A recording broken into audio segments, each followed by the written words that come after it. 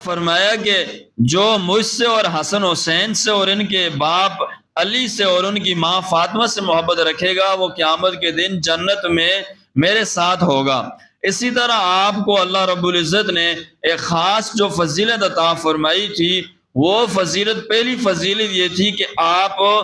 کا نسبی تعلق تھا حضور صلی اللہ علیہ وسلم سے، یعنی آپ صلی اللہ علیہ وسلم کے چاچا زاد بھائی تھے۔ آپ کے والد کا اصل نام عبد مناف تھا، کنیت ابو طالب تھی۔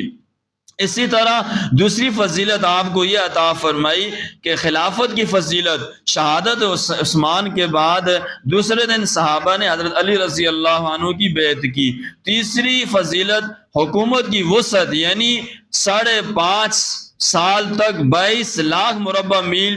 کے وسیع احاطے پر اسلامی سلطنت کا جھنڈا لہرایا، یہ آپ کے دور حکومت میں ہوا۔ تیسری فضیلت نسبی فضیلت ہے، یعنی آپ کے والد ابو طالب حضور صلی اللہ علیہ وسلم کے والد عبداللہ دونوں حقیقی بھائی تھے۔ حضرت علی رضی اللہ عنہ حضور صلی اللہ علیہ وسلم کے چچا زاد بھائی ہوئے۔ اسی طرح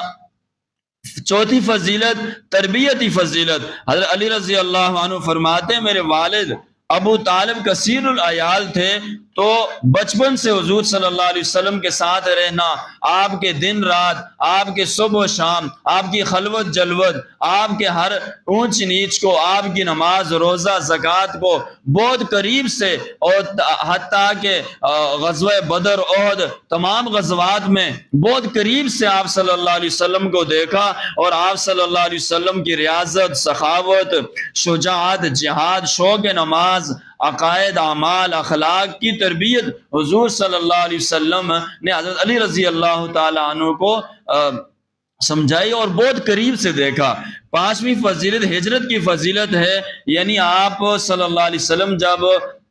تشریف لے جا رہے تھے سفر پہ تو صدیق اکبر کو ساتھ لیا اور آپ نے بستر پر حضرت علی رضی اللہ تعالیٰ عنہ کو سلایا۔ چھٹی فضیلت مواخات کی فضیلت ہے، یعنی کہ جب آپ ہجرت کر کے مدینہ تشریف لائے، آپ نے بھائی چارگی قائم کی، ایک دوسرے کا بھائی بنایا۔ تو حضرت علی رضی اللہ عنہ تشریف لائے، فرمایا کہ آپ نے مجھے کسی کا بھائی نہیں بنایا۔ آپ علیہ السلام نے فرمایا انت اخی فی الدنیا والآخرہ، آپ دنیا اور آخرت کے اندر میرے بھائی ہیں۔